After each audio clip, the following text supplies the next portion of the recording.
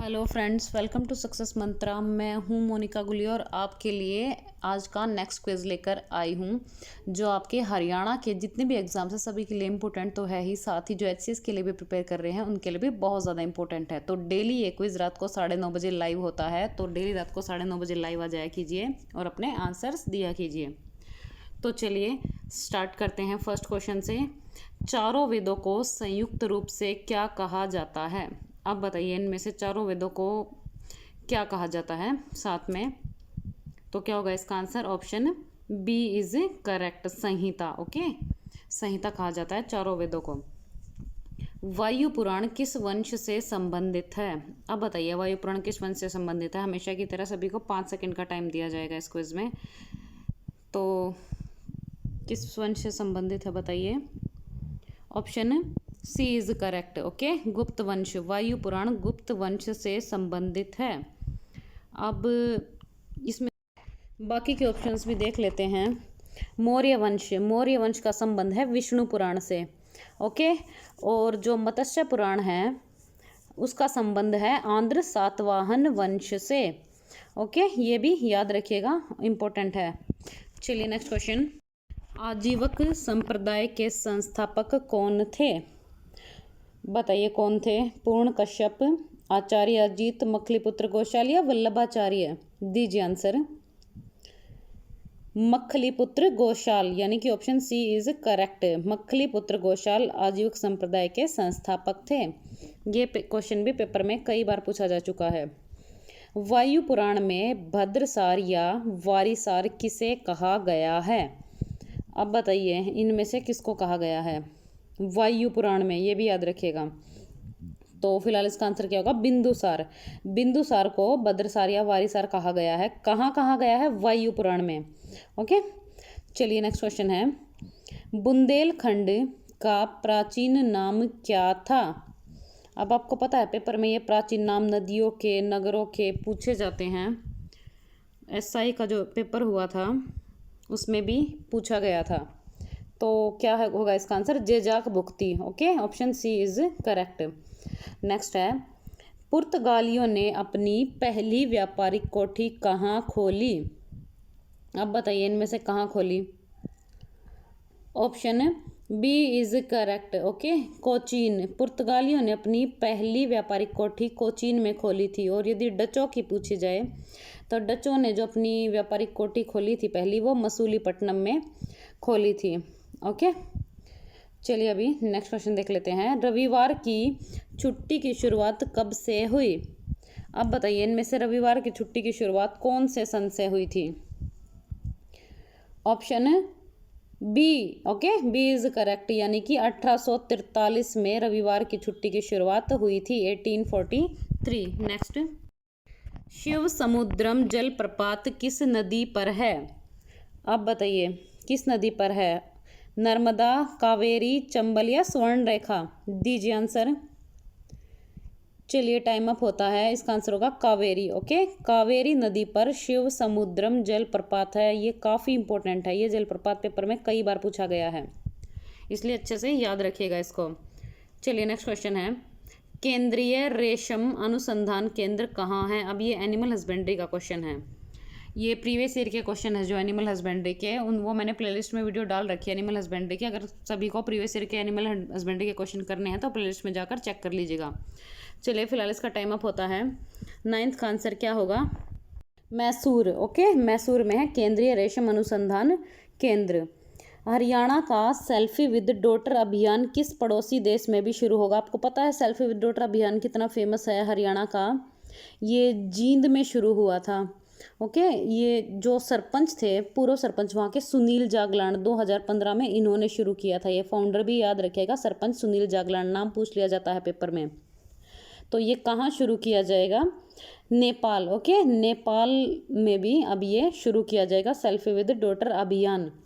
चलिए next, Oscar 2021 की सर्वश्रेष्ठ फिल्म कौन सी चुनी गई? आप बताइए, इनमें से कौन सी चुनी गई? इसका आंसर क्या होगा? Option B is correct, Nomad Land. Okay, Nomad Land सर्वश्रेष्ठ फिल्म चुनी गई ऑस्कर के लिए। ऑस्कर इंपॉर्टेंट होते हैं पुरस्कार, इसलिए मैंने डाला है। बेस्ट एक्टर चुना गया इसमें एंथोनी हॉपकिंस, और एक्ट्रेस चुनी गई फ्रांसिस। और हाँ, एक बात और याद रखिएगा, इन्हें अकेडमी अवार्ड भी कहा जाता है, अकेडमी अवार्ड। ओके, हरियाणा में पर्यावरण प्रशिक्षण संस्थान कहाँ है? आप बताइए कहाँ पर है इनमें से? Option A Yamunanagar, B Hisar, C Gurugram, D Panchkula. दीजिए आंसर।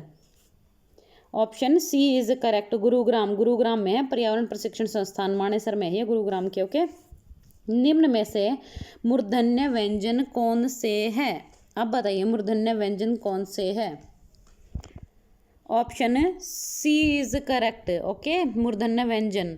अब देखिए मूर्धन्य व्यंजन कौन से हैं? जिसमें मुंह के भीतर की जो अपर वाला पार्ट होता है ना, उसके अगले भाग से आवाज आए। ओके, और तालवे कौन से होते हैं? मुंह का अपर जो पार्ट होता है ना, उसके पिछले भाग से जो आवाज आती है ना, जैसे च छ ज झ न, वो तो होते हैं तालवे। और अगले भाग से जो आवाज आती है ना, अपर पार्ट से ही मुंह के, वो होते हैं मूर्धन्य। ओके, आई होप आप फर्क समझ गए होंगे। तो ये मूर्धन्य है, ट ठ। Option C is correct. बाकी के ऑप्शंस भी देख लेते हैं। कैक है, अब ये आवाज़ कहाँ से आ रही है? गले से आ रही है, तो ये कंठे हो गए। ओके, नेक्स्ट है चैच है, ये तालवे हो गए, क्योंकि तालू से आवाज़ आ रही है। तालू कौन सी जगह होती है? मुंह के भीतर का जो अपर पार्ट होता है ना, उसका पिछला भाग जो होता है ना, वो तालवे होता है। ओके, तो तालवे से आवाज़ आ रही है। नेक्स्ट है मूर्धन्य। ओके, टैट है, ये मैं आपको बता चुकी हूँ। तैत है, ये आवाज़ कहाँ से आ रही है? दांत पे टच हो रही है ना जीभ, तो ये दंत्य हो गए। ओके, आई होप सबको समझ आ गया होगा। फिर भी कोई डाउट रह गया हो तो कमेंट बॉक्स में पूछ लेना। नेक्स्ट है error. Okay, none of two girls who were present appeared to be inclined to listen to sane advice। अब बताइए कौन से ऑप्शन में एरर है? दीजिए आंसर, ध्यान से देखिएगा, 5 सेकंड का टाइम है बस, जल्दी आंसर दीजिए। और तो कहाँ पर एरर है इसमें? Option A. ओके, अब देखिए नन है यहाँ पर, नन ऑफ टू गर्ल्स। अब देखिए यहाँ पर नन नहीं आएगा। क्यों नहीं आएगा? टू गर्ल्स की बात हो रही है। जब भी टू, ओके, दो चीज़ों की बात हो तो वहाँ पर हमेशा नाइदर यूज होता है। Okay, none is use in reference for more than two. Okay, और अगर दो इंसानों की बात हो रही है इन रेफरेंस टू टू, तो नाइदर इज यूज। ओके, तो यहाँ पे टू गर्ल्स हैं तो नाइदर आएगा। अगर दो से ज़्यादा होते हैं ना, तो हम नन यूज़ कर सकते थे। समझ आई होगी बात? आई होप सबको। कोई डाउट रह गया हो तो पूछ लेना। अब नेक्स्ट है लघुत्तर में कौन सी संधि है? अब बताइए कौन सी संधि है? वृद्धि संधि है, दीर्घ संधि है, गुण संधि है, या अयादि संधि है? दीजिए आंसर। तो क्या होगा इसका आंसर? दीर्घ संधि। Okay, option B is correct. अब देखिए इसमें दीर्घ संधि क्यों है?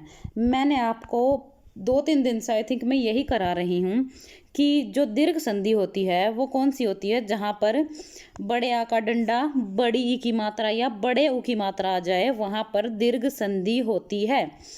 आपकी अच्छी खासी प्रैक्टिस हो गई होगी और आई होप आप सभी को दीर्घ संधि याद भी हो गई होगी। ओके, बड़ा आ, बड़ी ई और बड़े ऊ की मात्रा। आप देखिए लघुत्तर घ पे बड़े ऊ की मात्रा आ रही है। ओके, तो ये दीर्घ संधि हो गई। ये ट्रिक है, तो इस तरीके से आप इसको इजीली लर्न कर सकते हैं। नेक्स्ट है समास। देश विदेश में कौन सा समास है? बहुब्रीहि, कर्मधारय, द्विगु या द्वंद्व? अब दीजिए आंसर, कौन सा समास है? ऑप्शन डी इज करेक्ट, द्वंद्व। अब देखिए देश विदेश में द्वंद्व समास क्यों है? एक तो मैंने आपको ये पहचान बता रखी है, जब भी कभी ऊपर नीचे, अच्छा बुरा, ओके, देश विदेश, ये इस तरीके के शब्द आ जाए ना, या बीच में हाइफन आ जाए इनके बीच में, तो वहाँ पर हमेशा द्वंद्व समास होता है। ओके, समझ गए होंगे ना? ऊपर नीचे, अच्छा बुरा, कर्म धर्म। ओके, तो वहाँ पर कौन सा समास होता है? हमेशा द्वंद्व समास होता है। चलिए next, synonym of dimple. Option A small hollow in cheek, B small scratch, C dreadful, D decrease. अब बताइए 17 का आंसर क्या होगा? ऑप्शन कौन सा ठीक है? A. Okay, option A is correct. Small hollow in cheek यानी कि गाल में छोटा सा गड्ढा, बोलते हैं ना उसको, डिम्पल है इसके गाल पे, जिसके गाल में हंसते वक्त गड्ढा पड़ता है, तो स्मॉल होलो इन चिक, गाल में छोटा सा गड्ढा। चलिए बाकी के ऑप्शंस भी देख लेते हैं। स्मॉल स्क्रैच यानी कि छोटी खरोच। ड्रेडफुल, ड्रेडफुल क्या होता है? भयानक। डिक्रीज, डिक्रीज सबको पता ही होगा, कम करना। Next, antonym of elastic. Option A flexible, B faulty, C rigid, D untenable. बताइए अब 18 का आंसर क्या होगा? जल्दी आंसर दीजिए, ए बी सी या डी, क्या है इसका answer? Option C is correct. Okay, rigid, rigid क्या होता है? सख्त। और इलास्टिक क्या होता है? लचीला होता है। इलास्टिक लचीला, रिजिड सख्त, तो इसका एंटोनिम हो गया। चलिए बाकी के ऑप्शंस देख लेते हैं। फ्लेक्सिबल, फ्लेक्सिबल क्या होता है? लचीला। फॉल्टी, अब फॉल्टी क्या होता है? जिसमें कोई खराबी हो, कोई दिक्कत हो, फॉल्ट हो, तो फॉल्टी क्या हो गया? खराब। अनटेनेबल, अनटेनेबल क्या होता है? अस्थिर, जो स्थिर ना हो। ओके, चलिए नेक्स्ट है 19th idiom. His arguments cut no ice with me. अब आपको cut no ice with me का ईडियम बताना है। Option A had no influence on me, B did not hurt me, C did not benefit me, D did not make me proud. बताइए अब क्या होगा इसका answer? Option A is correct. Had no influence on me यानी कि मेरे ऊपर कोई प्रभाव नहीं डाल पाए, कोई प्रभाव ना डालना, कट नो आइस का मतलब। ओके, चलिए बाकी के ऑप्शंस देख लेते हैं। डिड नॉट हर्ट मी, मुझे कष्ट नहीं दिया। डिड नॉट बेनिफिट मी, मुझे लाभ नहीं दिया। Did not make me proud, मुझे गर्वित नहीं किया। ओके, आई होप सभी समझ आ गए होंगे। चलिए next, one word substitution, study of mountains. Option A entomology, B orology, C etymology, D epistemology. आप बताइए स्टडी ऑफ माउंटेन्स को क्या बोलते हैं? Option B is correct, orology. Okay, यानी कि पर्वत विज्ञान। स्टडी ऑफ माउंटेन्स क्या होता है? पर्वतों का अध्ययन। और ओरोलॉजी क्या होता है? पर्वत विज्ञान। तो इसका वन वर्ड सब्सटीट्यूशन हो गया। Option B is correct. अब बाकी के ऑप्शंस देख लेते हैं। एंटमोलॉजी, एंटमोलॉजी क्या होता है? कीट विज्ञान। एटाइमोलॉजी, शब्द इतिहास विज्ञान। ओके, एपिस्टेमोलॉजी क्या होता है? ज्ञान पद्धति विज्ञान। देखिए मैंने अपनी तरफ से सभी क्लियर कर दिए हैं, लेकिन अगर कोई डाउट रह जाता है तो आप नीचे कमेंट बॉक्स में पूछ सकते हैं। अब ये वो क्वेश्चन है जो कल मैंने पूछा था आपसे, इसका आंसर आपको नीचे कमेंट बॉक्स में देना था। Customs and habits of a particular group, यानी कि एक विशेष समूह की रिवाज व आदतें। तो इसका आंसर क्या होगा? मोर्स, यानी कि रस्मो रिवाज। ओके, बाकी के ऑप्शंस की भी हिंदी मैंने अच्छे से वोकैब डाल रखी है, वीडियो को पॉज करके अच्छे से सभी वोकैब चेक कर लेना आप। नेक्स्ट है आज का प्रश्न जो आपके लिए है, इसका आंसर आपको नीचे कमेंट बॉक्स में देना है। Synonym of discursive. Option A B C या डी, सभी स्टूडेंट्स को नीचे इसका आंसर देना है। ओके, तो अब चलिए जल्दी से सभी स्टूडेंट्स वीडियो को लाइक कर दीजिए, और डेली एक क्विज रात को 9:30 बजे होता है, तो चैनल को सब्सक्राइब कर लीजिए। नोटिफिकेशन के लिए बेल आइकन दबा लेना, और डेली रात को 9:30 बजे लाइव आइए और लाइव चैट में अपने आंसर से दीजिए। ओके, और हाँ, जिसने वीडियो को लाइक नहीं किया है वीडियो को लाइक कर दीजिए, और चैनल को सब्सक्राइब नहीं किया तो सब्सक्राइब करके बेल आइकन दबा लीजिए। और हाँ, अच्छे अच्छे कमेंट्स करके जाइएगा, जितना हो सके कमेंट्स में मुझे ज़रूर बताइएगा कि वीडियो आपको कैसी लगी। कोई सुझाव हो वीडियो से रिलेटेड वो भी आप दे सकते हैं। Okay, thank you, bye bye, like share and subscribe. Thank you.